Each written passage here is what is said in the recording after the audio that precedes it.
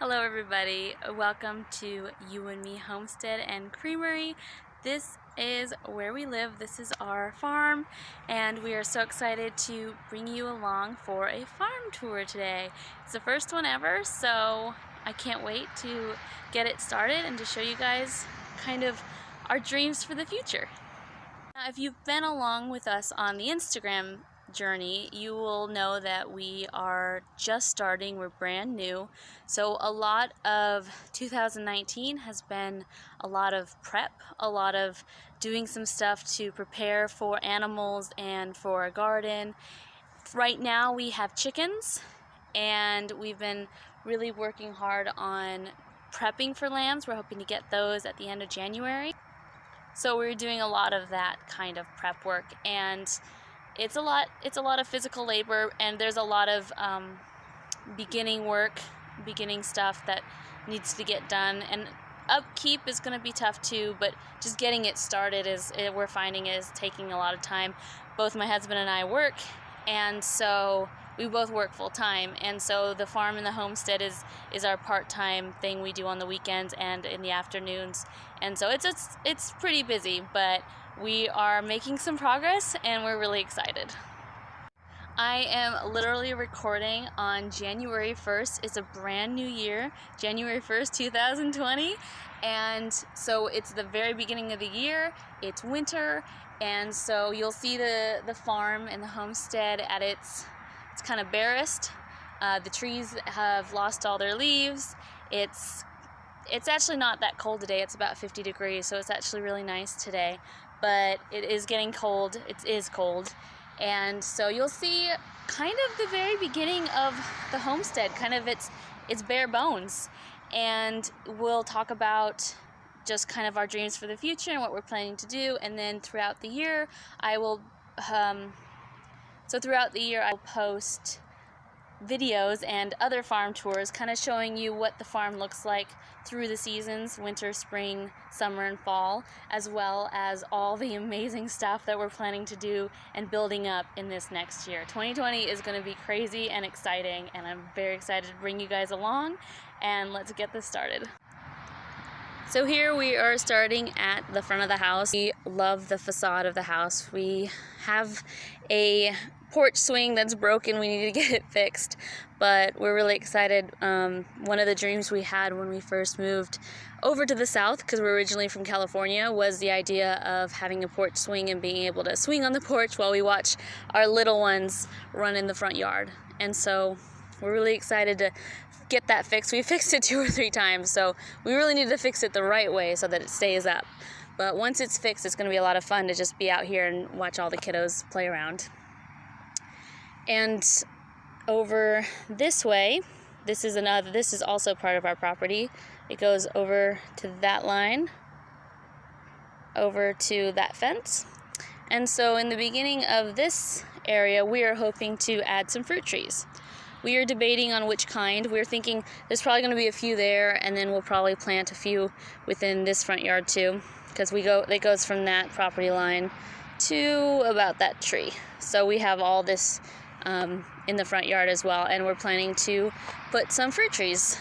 We were thinking some apricots, maybe some peaches. I would love an apple tree, but apparently in Middle Tennessee there's this fungus that grows on apple trees, so we'd have to spray it a bunch of times throughout the growing season, and so we're just not sure about that.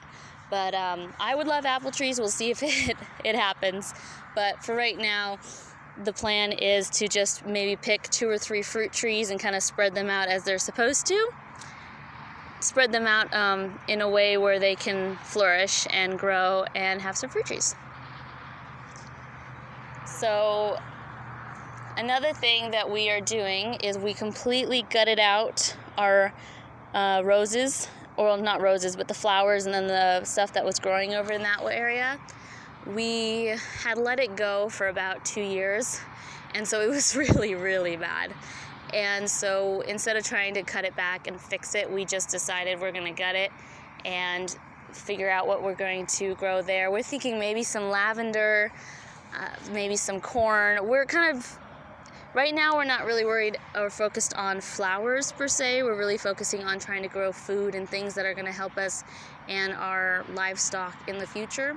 And so that's why we're doing lavender and some corn and then maybe some other things up in this area, so that instead of making it, curb appeal, nice and fancy, we're working on just making stuff to produce so that we can sustain ourselves and be self-sufficient. And so there you have it. That's our front yard.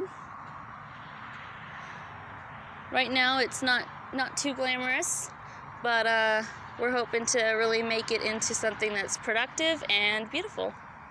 One of the best things I think about fruit trees is that they are really, really pretty when they bloom, so we're really excited for that. And in case you're wondering, that is a Scottish flag. My husband is Scottish and Irish, not originally, but heritage-wise, and so we always tend to have a Scottish flag kind of flying in our front yard. Our daughter's named after a Scottish castle, so we visited Scotland a few years ago, so we're pretty proud of his Scotland heritage, and I love Scotland, so that's why we have the Scottish flag. I don't really like putting the American flag up just because I really believe you should honor the flag and show it real respect, and I just don't feel like we have the time or the opportunity to treat the American flag the way it should be treated. And so we decided to do the Scottish flag instead of the American flag, just because I don't want to put the American flag in the rain and have it be destroyed. This area in particular is one of my favorite areas, or is going to be. This is where we're hoping to host our lambs when we first get them. It's initially a dog run, or what we call a dog barn. Sometimes we'll call it the star barn because of the star on it, but it's mostly in the future going to be for dogs, but then for the first little bit till we can get that barn situated for livestock, it's going to be housing the lambs that we get in the end of January. As you can see, it was looking like this, just a lot of leaves and a lot of overgrown, and we've cleared out this little section. We still need a lot of work up here, but we've got a little bit of this cleaned out, and we're hoping to clear it all out and then put some tarps and some maybe wood chips over it so that we don't get it overgrown like this again. We'll still get the leaves, but we're hoping it won't start growing things in here, because that's not what this particular area is going to be used for. But one of the things that I love about this particular barn, and we'll go in and see if the lighting's good and you guys can see.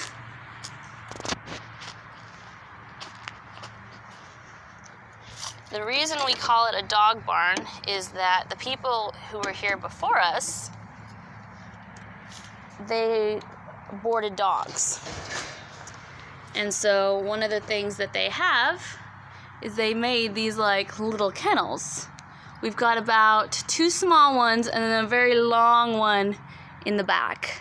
We use it sometimes for storage for right now until we get the lambs. But this was just perfect to be able to kind of house the little baby lambs till they grow and we can put them out in pasture. So we're going to probably put a little hay down there, maybe figure out some sort of feeding equipment that we can kind of hang on the side so that they can eat while we're at work. And the light works. It didn't work when we first moved in, and my dad came out and helped us fix it. So it's got really great shelves. It's just a really nice barn, especially with these little individual places. And so it's going to be really, really nice for when our lambs come. And then they have an initial gate here, so if we wanted to, we could open up the gates and have this whole area open. And so we're really excited about that. This particular barn is going to be really, really useful for sheep, dogs, really anything we choose to do. We even talked about potentially doing some chickens if ever we're going to expand our flock. So it's just a really, really great place to just house animals and to get some livestock going. one of the really awesome things that we love about our property is that there are so many different things on the property that are super useful. We've got this barn, we've got that barn, we had this shed that was just full of trash, and we emptied it out and we turned it into a chicken coop, which is where we're going to be heading next. But it's just got really awesome foundations to where we can really morph it and adapt it to whatever we choose to turn it into. Whether it's something for right now or in a few years we can turn it into something else. It's just got some really, really great buildings that we are really excited about. Just beside the Star Barn is where I showed you guys the chicken hutch. And there are the chickens. I thought they would be running around, but they are just hanging out right there. So there's the chickens, there they are. We keep their food in our little garage, our small little garage area, which is so close to their chicken coop, so that's really nice and handy. We are planning to make a portable chicken coop for the future so that the chickens can fertilize and improve the soil out in our fields out there. But for right now, we're using this as a chicken coop. We're thinking of turning it into either a garden shed or just maybe having if we're ever going to grow our flock, maybe having the little baby chickens in there. But for right now, we just turned the shed real quickly into a chicken coop, and they are doing really well in there. And they're our first livestock on our farm and our homestead, so we're really excited. We're thinking that end of January, early February is when they're going to start laying their eggs. So that's going to be really, really exciting to actually see them producing. They wandered off over that way. At least 4 of them. There's always one that seems to be off in its own little world. But yeah, that's our chicken coop for right now. And behind the chicken coop is what we call pasture number 1. And I will talk about it a little bit more. I'm going to wander over that way to explain it a little bit more. But this has a little bit of a better view. But that tree was the one that had all the mushrooms that I was harvesting on Instagram. So I wanted to show you that's the only tree that we believe is dead of all of them out there. And so it makes sense that the mushrooms would grow on that one only versus the others because it's dead. But I'll come over to the edge and kind of show you and point out where the boundaries are. If you can kind of see it, but it goes around all back there to the barn, and then it goes out, slow down a little bit, over to this tree line, and then it goes along the tree line over to here. And this is where we will eventually be getting a gate. And so this is what we call pasture number 1 because it's pretty much it's separate from all the other ones. And so it's going to be really nice because it's attached. There's a gate right there. So it's actually attached to the dog barn, the dog run and the dog barn. So that's really nice too. We can kind of let the dog out whenever we get the dog, and he can kind of be sequestered into this field, or that there's a door in the barn that passes through the barn and you can get to pasture number 2. And so it's just really nice. This is where we're probably going to be bringing the lambs when they are going to market and slaughter. So because it's the only one that's accessible to the road, we can pull a car right in here, and we can bring the sheep this way, and potentially the cows too, because we're planning to get a few cows as well as raising the sheep. So pasture number 1 is going to get a lot of use. It's going to get a lot of use, and it's the one that's the most put together and ready for animals. As you can see, we did brush clearance on it, and so the grass is down. We worked on mending the fences back there. We still have to work on this little section because when we were doing it, it was raining, and so the ground was really wet, and so we had to wait for it to dry a little bit, but we got to attach the fallen fence to the post that we put out there, and then this one should be good to go. And this is probably where we're going to have the chickens focused mostly as well. And so that's why I'm focusing so much on this pasture in particular, because it's the one that's the most ready to go. It's the one that's the easiest to get to. It's the one that's been cleared, and it's the one that pretty much, aside from adding a gate here and fixing that one little section of fence post, that we could bring animals in today or tomorrow and it would be fully ready to go. Hello ladies, where's your friend? Where's the other one?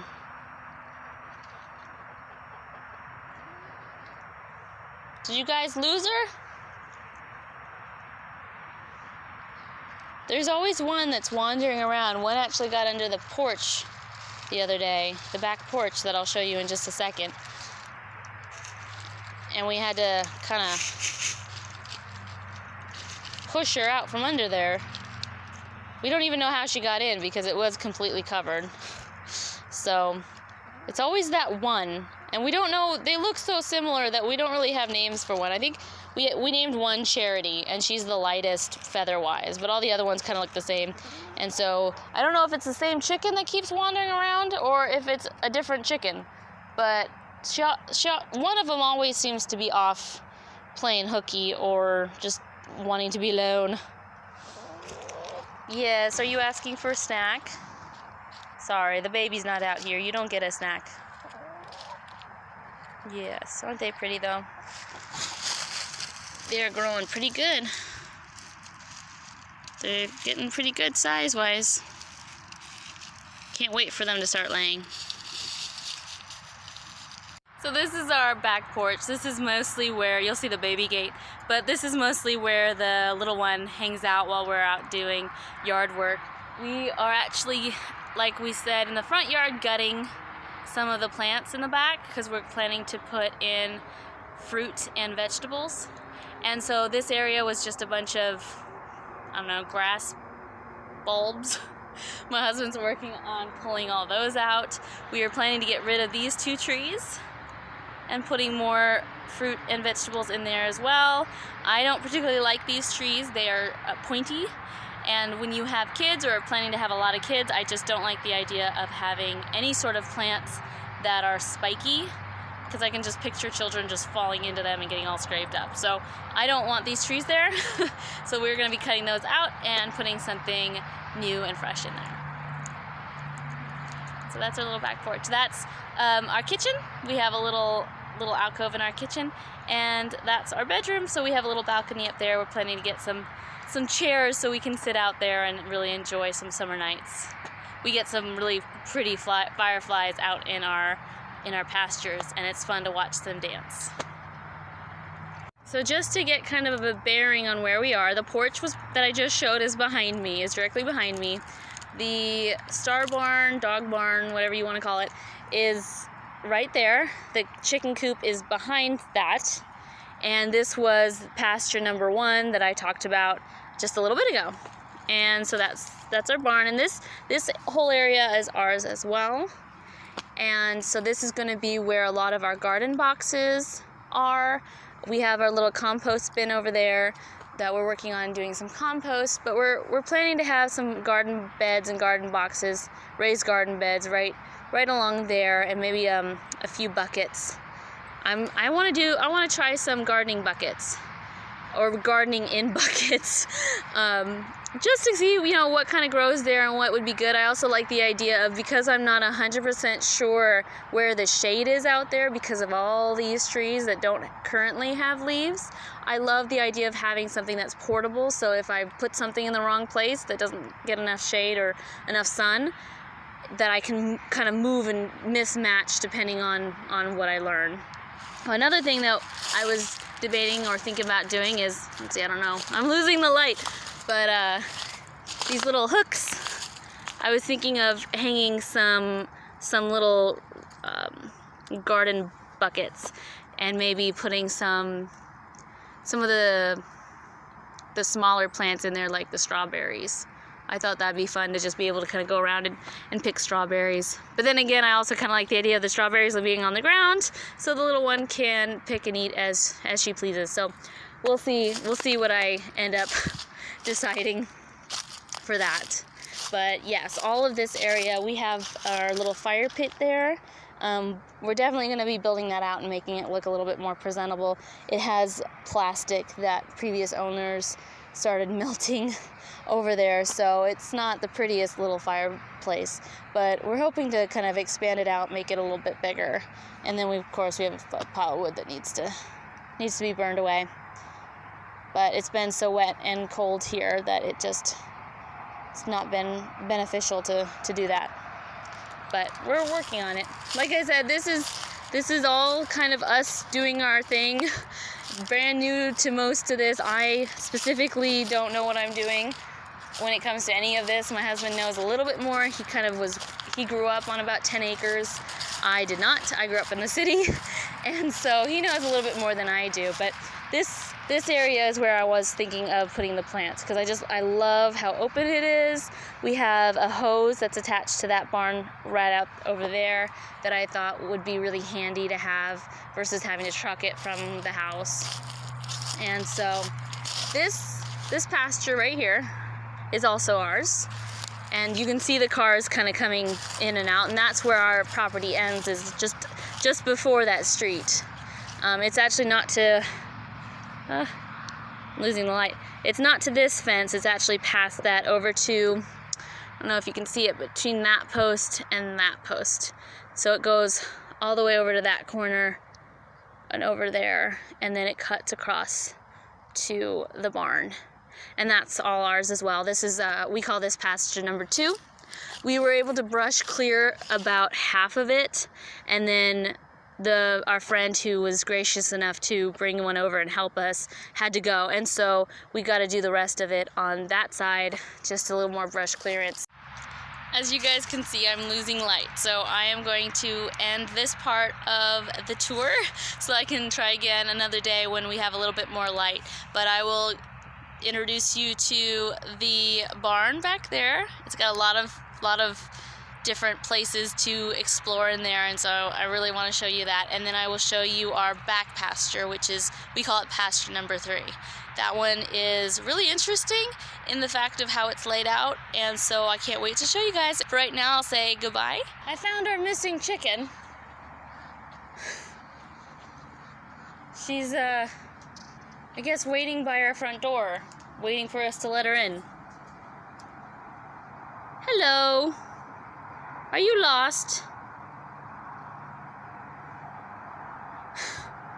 Chickens are so funny. We're not gonna let you in the house, sorry. Poor thing. Are you lost, honey? Did you want to go back to your friends? Oh, yeah? Tell me all about your troubles, girl. Yeah? Well, I'm glad I found you. You were sorely missed.